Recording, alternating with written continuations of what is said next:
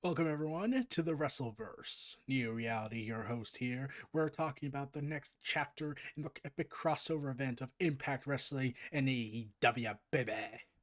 And we're going to talk about the chronicling week of AEW's crossover with Impact Wrestling. So on Impact Wrestling, Rich Swann and Carl Anderson, the Good Brothers, and Doc Gallows and Kenny Omega, BC Goodbro GB as I call them, BCGB, uh, teamed up were set to appear on the Impact Wrestling show, which was awesome. Uh, they Rich Swann had a match with Carl Anderson, and Rich Swann would get the victory over Carl Anderson, and for a roll up for a pin and the win. This leads into after the main event. After the match, all six men that are involved in the big main event brawl backstage, and they go off the air. But they do manage to. But Rich Swann and the Motor City Machine Guns do manage to successfully take down BCGB and whatnot. So it was pretty awesome to see that. Seeing Kenny Omega and the Good Brothers get knocked down a peg to, get some momentum for Rich Swann and his team as they head into Impact Wrestling's big event, Hard to Kill, which definitely does fit them because they are known to be very hard to kill these days, even after the whole Immortal debacle. But that wasn't the end of it. On AEW Dynamite, the Elite were set to take on Danny Limelight and the Varsity Blondes in a epic matchup that involved Brian Pillman Jr. So clearly that's a sign that he's great. Uh, and I believe Danny Limelight is not signed with AEW, so he was given a big opportunity to work with Kenny Omega and the Young Bucks. So that's a big saying that how much they're using free agents and giving them feel outs to get a feel for everything, test things out, run the water here, enjoy AEW, have your time here. You'll still get paid, and you'll be a free agent and exposure. We promise.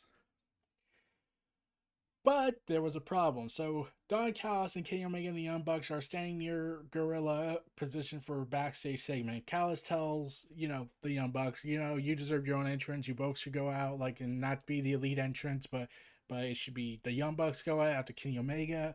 You guys deserve your own entrance. And I was like, oh wow, after the debacle that came down at New Year's Smash, we have to know what happened. But yeah, it turns out that wasn't the case. Well, you'll see. Uh, Don Callis starts cutting a promo after Kenny Omega and him come out, and he introduces and he's saying how he and Kenny Omega are responsible for getting the band back together, and he calls out the Good Brothers. Carl Anderson and Doc Gallows are making their AEW debut in a match, and they will be teaming with Omega instead, much to the anger and chagrin of Tony Khan and the Young Bucks, feeling very betrayed by Kenny Omega's actions, more so for Tony Khan. So expect more passive aggressive commercial ads to be made on Impact Wrestling every Tuesday night on Access TV. So this leads into a six-man tag team match of the Good Brothers and Kenny Omega, BCGB, taking on Danny Limelight and the Varsity Blondes.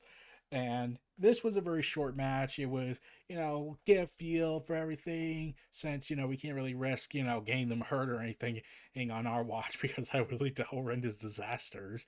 But it was nice to see that this crossover event is so insane that they're letting their talent show up.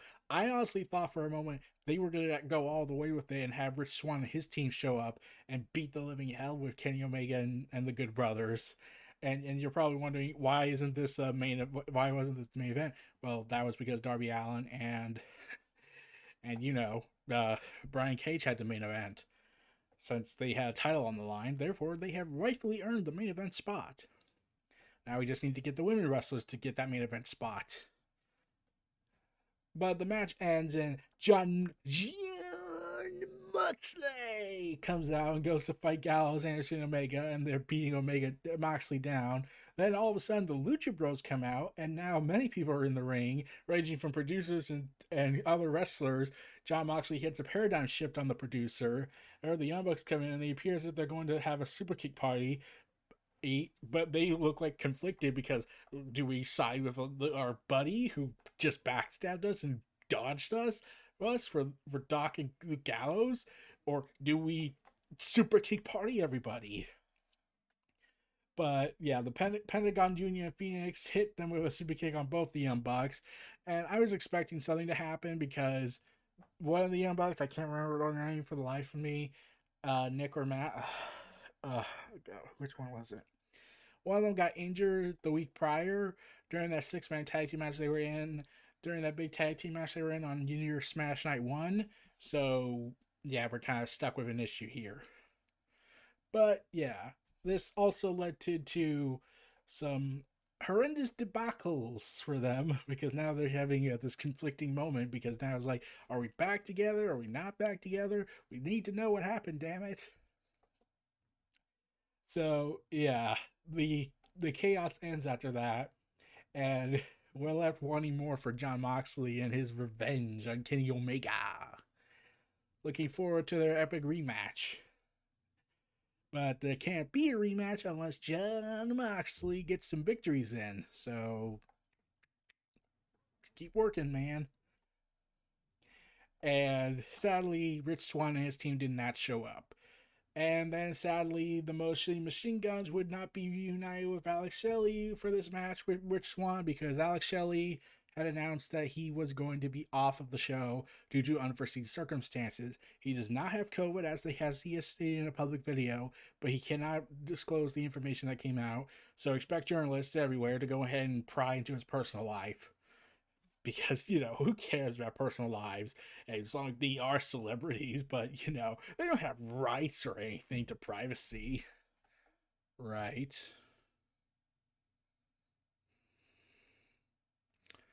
So, the replacement for Alex Shelley was confirmed after Rich Swann's anger and hatred. Moose. Moose, moose, moose. And okay, so I don't know much about Moose. I know who Rich Swann is thanks to my time watching WWE on him. I never watched the Mostly Machine Guns as far as I know, but I have heard they're good. Moose is that guy where, here's the best way to describe it. He was part of that big movement that happened back in June in the oh my god, what the hell did you do, man?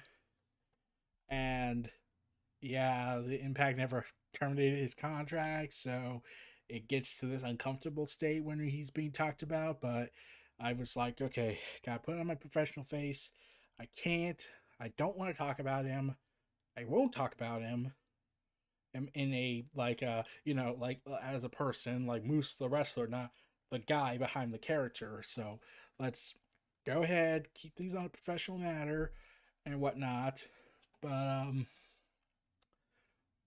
yeah, Rich Swann was not happy because of the whole, he's going ahead, he beat up my best friend and put him on the shelf, and he's all going ahead pretending he's the world champion because he has that TNA belt around his waist that has the white strap and not the black strap because that's just weird. In fact, I'm still wondering why he has the white strapped version of it. I was like, why? But yeah, so I've never watched Moose as far as I recall. All in fact, I keep thinking I have heard of him. What was he back? Was he ever in WWE? Uh,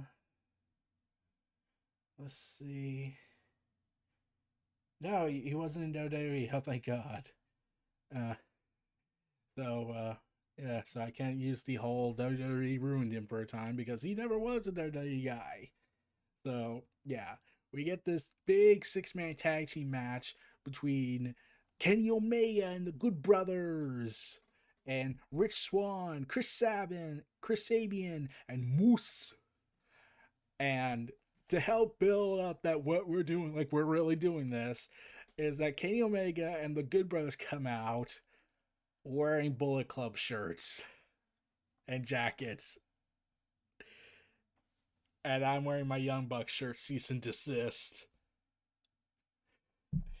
And I love how the commentary during the match talked about Kota Ibushi. Like, they're saying, like, it's gonna happen. They're gonna cross over. They have to cross over eventually. We keep name dropping them every time. Like, there's clearly something going on. And then they did this tease, which I'll get to. But yeah, what we got in this was a great match. It was freaking awesome. It was so fun. It was so energetic, and seeing two champions and two world champions in one match together from another company is just something you just really miss seeing from the olden days. Like, yeah, New Japan and Ring of Honor did it a lot, but then Ring of Honor screwed up their relationship with New Japan greatly. So in fact, they said they were going to work together again, but like after COVID happened, now we don't know what's the stats on their relationship. But it feels very old school to see two North American promotions get together and do a show together or on kind of a big stage, like two moderately big promotions, and it's one that was at number two once upon a time, and one that is currently number two, in my humble opinion. Unless unless you go with the whole NXT is a separate company, which sadly that's becoming less and less because the corporate heads of WWE screws it up. But so yeah, Kenny Omega and the Good Brothers take on Moose and Rich Swann and Chris Sabian, and what was honestly a pretty damn good match. It was hard hitting. You got Moose going ahead and doing these insane stuff that should not be possible for a big guy. I'm reminded of Brody Lee, may he rest in peace, and so many other great wrestlers that were super massive and for their size in this modern age, but like can move like a cruiserweight. It's still weird. I'm still thinking they've been genetically altered to use these cruiserweight moves on a heavyweight body. That's my tinfoil hat question for the day. And I love how they delved into Moose's personal backstory about how he hated people when he was playing football. Oh, he didn't like people, but when the game went, he was 110% with them. So it was like, okay, so if Moose is not going to screw the team up, it has to be Rich Swann and his issue with the belts, because Chris Sabian kind of is just there now since the Motor City Machine Gun is currently disbanded for the moment due to personal matters, which I will not talk about because they are personal matters for or Alex Shelley and no one else, and fuck everything that when we have to invade the personal lives. And I'm certainly not referencing something where people are coming up with conspiracy theories about a guy that recently died, where his wife is currently grieving and his kids are currently grieving, and they're making up stories about him or making darn conspiracies. Fuck Bruce Mitchell. Okay, I went there.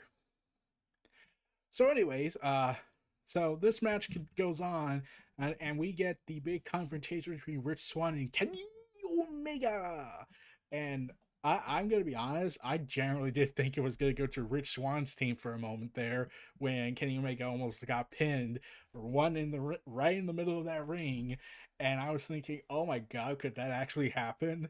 Like I was on the edge of my seat watching this. On my TV, and it was just awesome getting that gripping on the edge of your seat thing, because in WWE, this is the problem I have. Like, you kind of know what's gonna happen a year in advance, and they're so stubborn not to change it.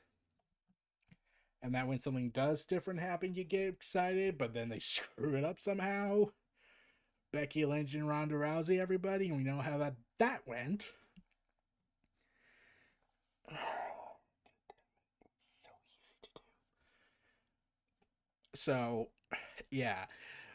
So the ending is what I did not expect. I was expecting that they were going to have some debacle go down to protect Rich Swann, but no, they went with Kenny Omega beat Rich Swann 1, 2, 3 in the ring clean.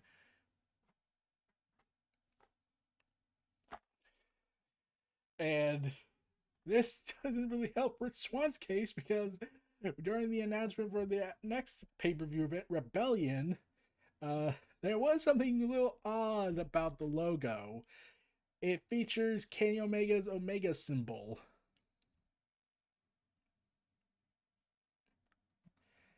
Yeah, yeah. So Omega looks to be taking part of the event. If the symbol of Omega is on the Rebellion poster or logo, so Saturday, April 24th, everyone, we might be seeing Rich Swann versus Kenny Omega, winner takes all match. But we'll have to see. Yeah, we'll have to see how that goes. But yeah, this was a damn good main event. I loved it. Kenny Omega and the Good Brothers showed that that this is what the club in WWE should have been. Honestly, unstoppable, brutal, and everything. And Rich Swann and Chris Sabian and Moose gave everything they can, and Moose was really good in this matchup. I did think for a second Kenny Omega was gonna get the land the one winged angel on Moose, but he did eat like what 2, 3 V triggers. One of the deadliest kicks in wrestling that are not Orange Cassidy's.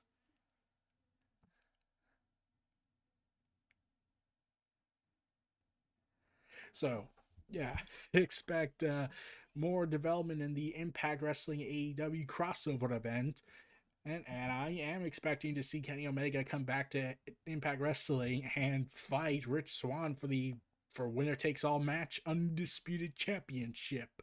Kenny Omega's become the belt collector. He's currently carrying 2 belts. I kind of forgot he was the mega champion of AAA, of AAA.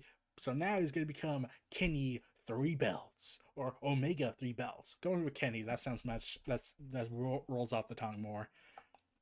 So I'm gonna be excited for that when that comes out and see when more developments come.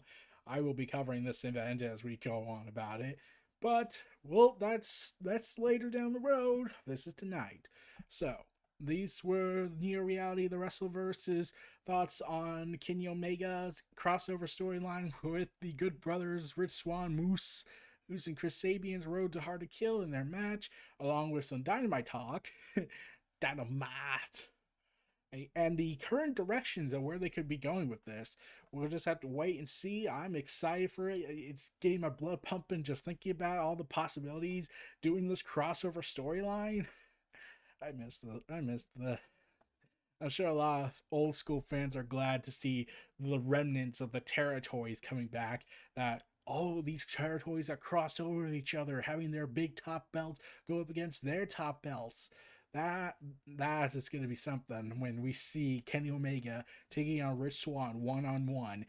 No doubt at Rebellion. This is my bold prediction. There's going to be an undisputed championship match for a Rebellion, and I'm gonna love it.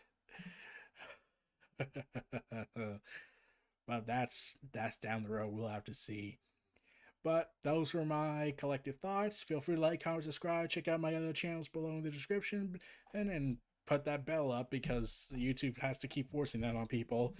Oh, stay tuned for more. Take care, everyone. And Alex Shelley, I hope everything goes out for you well. Goes out for you well.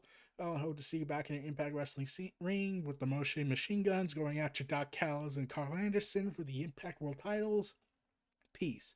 Oh, and just remember, we are too sweet.